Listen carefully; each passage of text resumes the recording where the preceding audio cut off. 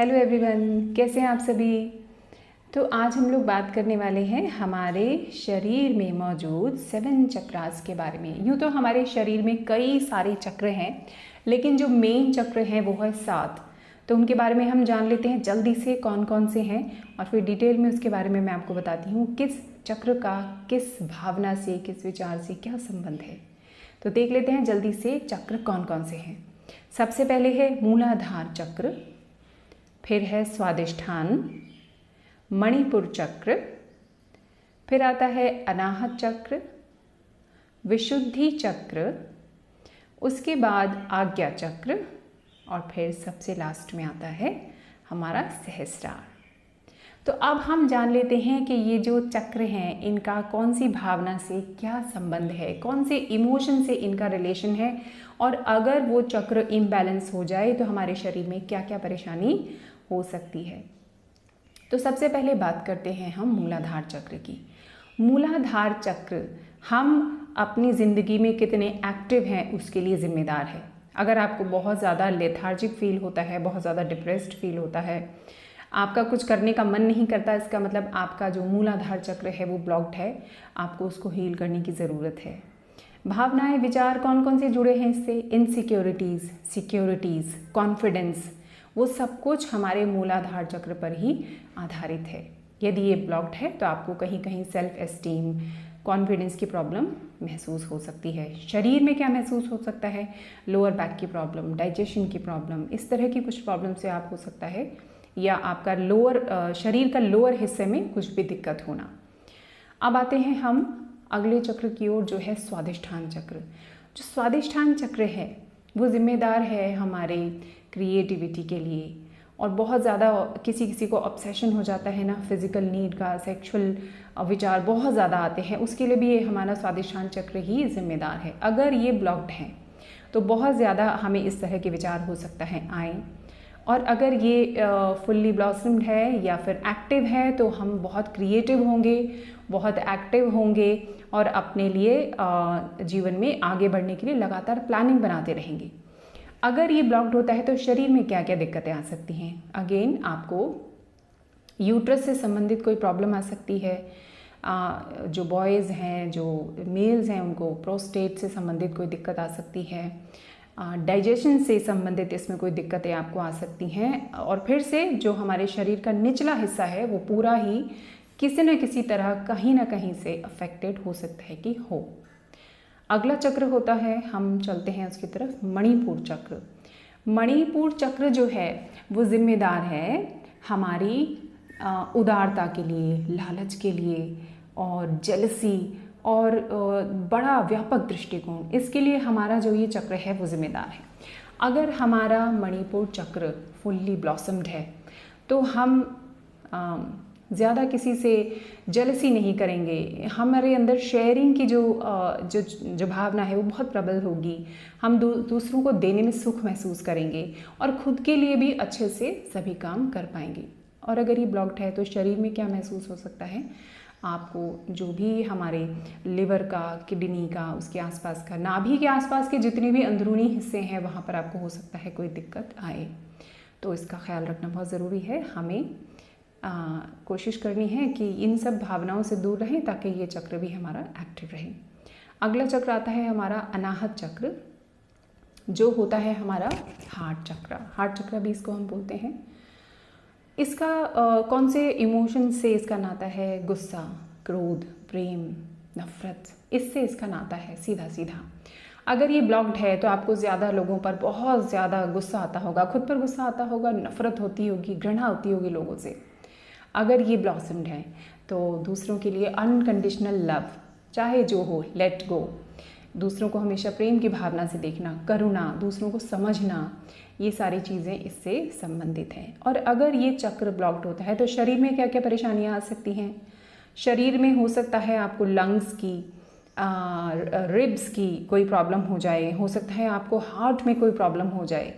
तो ये यानी कि इस एरिया के जितने भी अंदरूनी और बाहर के अंग हैं वो प्रभावित होने की पूरी पूरी संभावना है।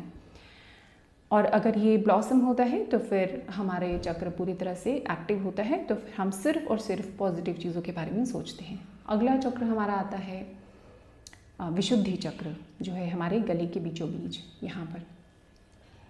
फिर हम देखते हैं कि ये जो चक्र है किस भावना से पूरी तरह से एसोसिएटेड है। अगर हमें जीवन से बहुत ज़्यादा कंप्लेंट्स हैं, हर समय हम शिकायतें करते हैं, लोगों की शिकायत करते हैं, जीवन से हमें शिकायतें हैं, जहाँ हम जाते हैं आसपास के माहौल से हमें कुछ न कुछ शिकायत होती है ना। शिकायत होना और सच को देखना दोनों में फ़र्क होता है। तो हर समय एक कंप्लेनिंग एटीट्यूड वाले आपने लोग देखे होंगे, मेरे साथ तो ऐसा होता है, दुनिया ऐसी है, वैसा है, तो आप समझ जाइए कि उनका जो विशुद्धि चक्र है वो ब्लॉक्ड है ना। और अगर ये ब्लॉक्ड होता है तो हमारे शरीर में क्या क्या समस्या आ सकती है। हमारे शरीर में हमें जल्दी जल्दी हो सकता है आपका गला ख़राब होता हो, जल्दी जल्दी हो सकता है आपको खांसी होती हो, और गले में अक्सर इरिटेशन रहती हो आपको। यहाँ से रिलेटेड संबंधित अंदर और बाहर थायराइड की प्रॉब्लम उन लोगों को हो सकती है जिनको ये विशुद्धि चक्र में ब्लॉकेज हो। तो अगले चक्र पे चलते हैं, जो है हमारा आज्ञा चक्र, बाहों के बीच में जहाँ पर हम लोग बिंदी या टीका लगाते हैं। तो ये जो चक्र है ये जिम्मेदार है हमारे ज्ञान के लिए, हमारे क्रोध के लिए और डिप्रेशन के लिए। तो जिनको बहुत ज़्यादा बिना बात के क्रोध आता है, उनको समझ नहीं आता कि हर बात पे मुझे गुस्सा क्यों आता है, तो वो समझ सकते हैं कि उनके आज्ञा चक्र में ब्लॉकेज होने की संभावना है। और अगर ये अच्छा रहता है, सही रहता है, तो किसी भी सिचुएशन में जो ज्ञान हमें मिल रहा है, ये लर्निंग क्या है इसके पीछे, वो हम समझ पाते हैं। हमारे ज्ञान चक्षु अक्सर खुले रहते हैं, क्योंकि हम कितने भी बड़े हों, छोटे हों, बड़े हों, कुछ अच्छी अच्छी बातें हमने अपनी लाइफ में ज़रूर सीखी हैं।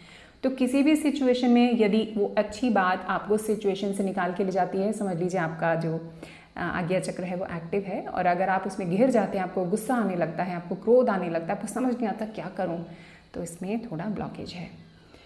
अगर ये ब्लॉक है तो फिर शारीरिक क्या समस्याएं हो सकती हैं। आपको आँखों की समस्या हो सकती है, साइनस की प्रॉब्लम हो सकती है, सर दर्द की हो सकती है, माइग्रेन हो सकता है, हाई बीपी कुछ लोगों को भी हो सकता है। उनको अपना ध्यान रखने की बहुत ज़्यादा ज़रूरत है।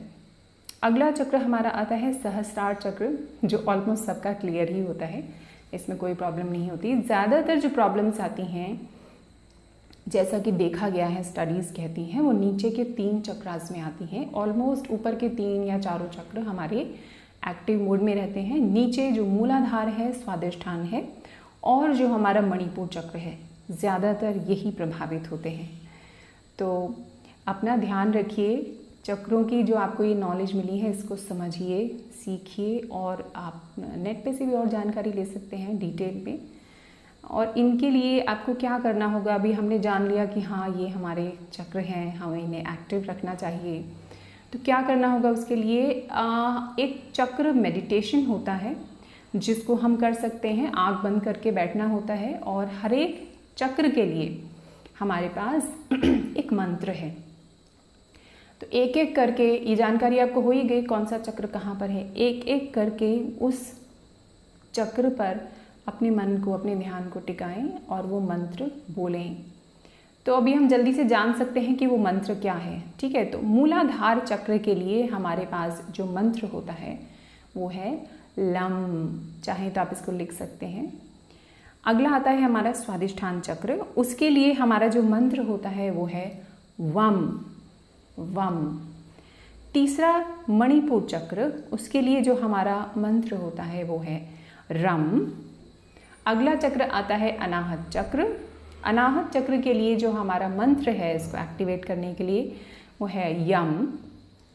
विशुद्धि चक्र के लिए मंत्र है हम, और आज्ञा चक्र के लिए जो मंत्र है, सर्वोच्च मंत्र जो सबसे बड़ा मंत्र है, वो है ओम।